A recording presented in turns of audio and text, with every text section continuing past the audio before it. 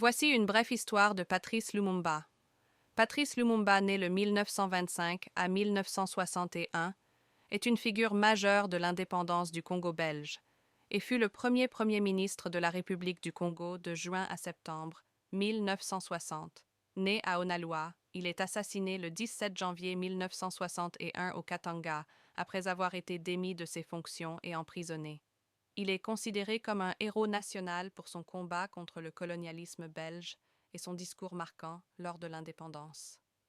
Né le 2 juillet 1925, Lumumba a eu un parcours scolaire brillant malgré ses origines modestes et a été formé en sociologie, ethnologie et psychologie.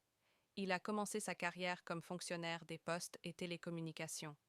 Dès 1958, il est un militant anticolonialiste et fonde le Mouvement national congolais, MNC. Rôle dans l'indépendance. Son parti, le MNC, a remporté les élections de 1960, le menant à être élu Premier ministre de la Nouvelle République du Congo. Lors de la cérémonie d'indépendance le 30 juin 1960, son discours improvisé a dénoncé l'humiliation et la violence du colonialisme belge, marquant un tournant dans l'histoire du pays. Peu après l'indépendance, le Congo s'est retrouvé en pleine crise. Lumumba a été démis de ses fonctions par le président Joseph Kasavubu.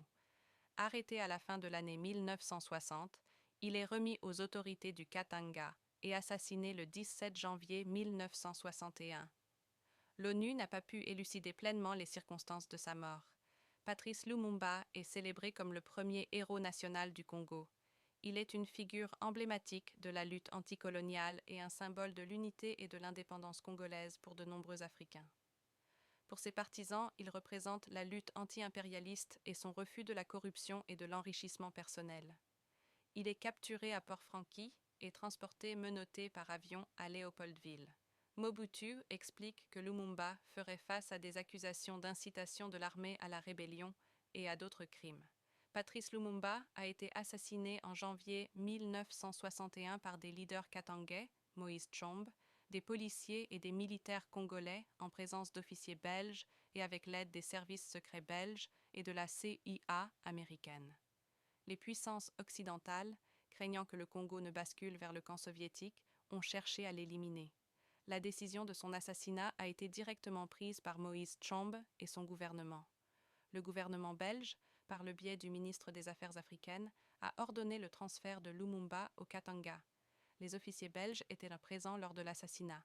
La CIA a soutenu les acteurs locaux et a autorisé le transfert de Lumumba vers le Katanga. Moïse Tshombe, le président katangais et son gouvernement ont pris la décision directe de tuer Lumumba. Joseph Désiré Mobutu, le chef d'état-major de l'armée congolaise, a joué un rôle clé dans l'arrestation de Lumumba et a été décrit comme l'un des principaux commanditaires de sa mort. Les sécessionnistes katanguis et des policiers congolais ont exécuté l'assassinat.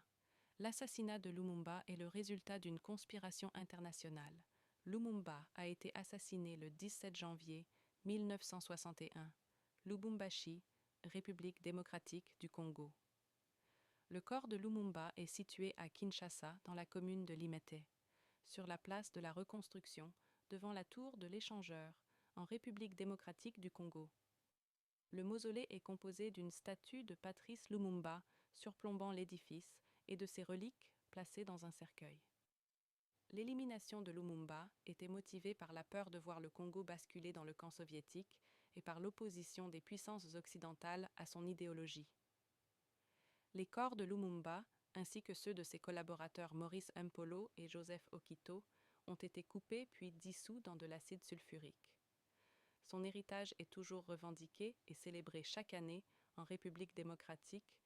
N'oubliez pas de partager, de liker et de vous abonner